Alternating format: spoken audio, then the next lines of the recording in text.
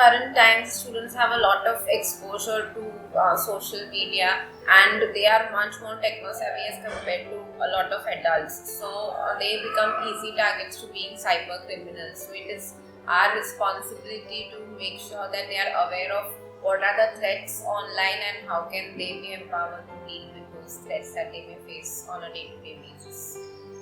One important point that we need to understand is that teenagers especially don't necessarily see their behavior as risky, but some of their behavior can be quite risky, and especially when it is online, it remains. There are the footprints of whatever actions that you've taken remain, and not only can it harm you at a personal level, but there may also be legal consequences that are associated. So as a school, we want to raise awareness about cyber issues, cyber crimes.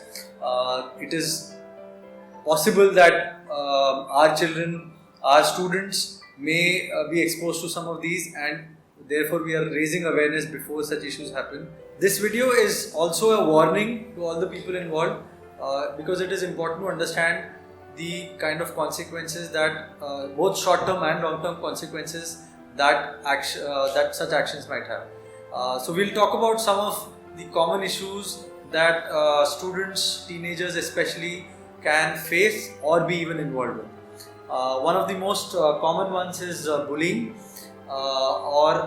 and bullying may take different forms. Here we're talking about defamation, posting something nasty about someone on a public or even a private page, teasing, harassment, messaging someone constantly. It's almost like stalking. Which is a specific legal crime. All of these, if we talk about together as bullying, are cyber crimes, which the perpetrators or people who initiate such actions can be taken to task for. Another issue that we may talk about is impersonation. So impersonation is an act of pretending to be someone else.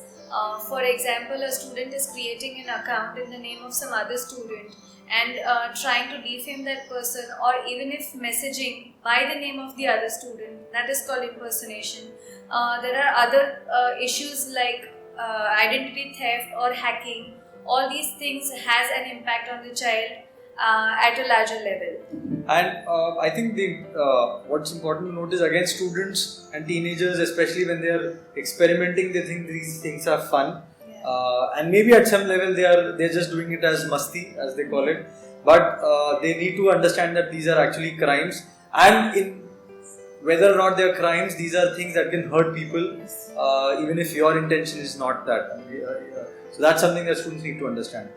Even just for fun, they try to gain access to somebody else's email account or any other social media accounts to understand what's happening in their lives. And that may be for fun or on a lighter note, but it may land them in big trouble.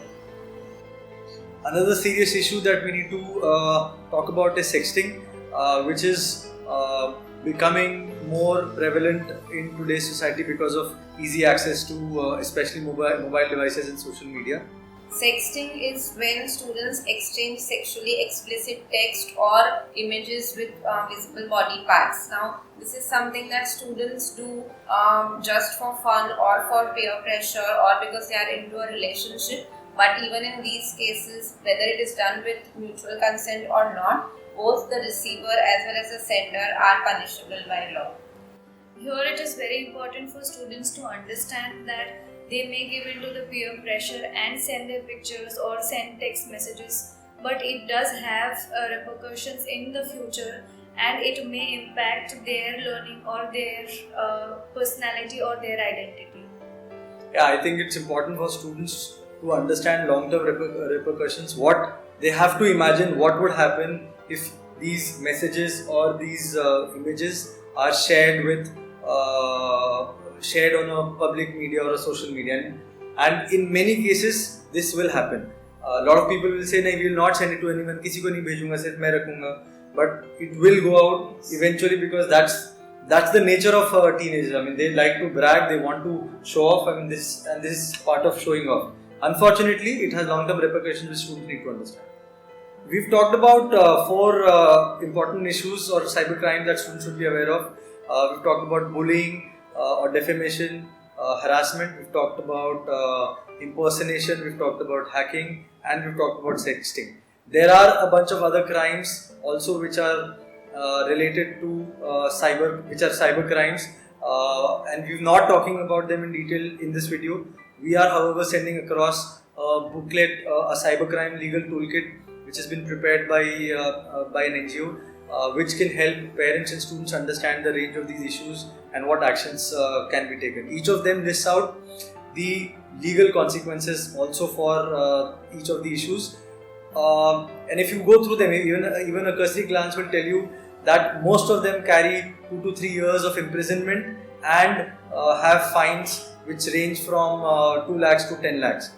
It is important here to note that most of the acts are independent of the age of the student or age of the person who is perpetrating the action. So therefore, whatever the legal consequences are given apply to students of any age. In some cases, juvenile law may apply, but that's going to be based on the nature of the offence and the context that is involved. So whatever be the legal consequences in such cases, the school also has a set of consequences for students indulging in such activities.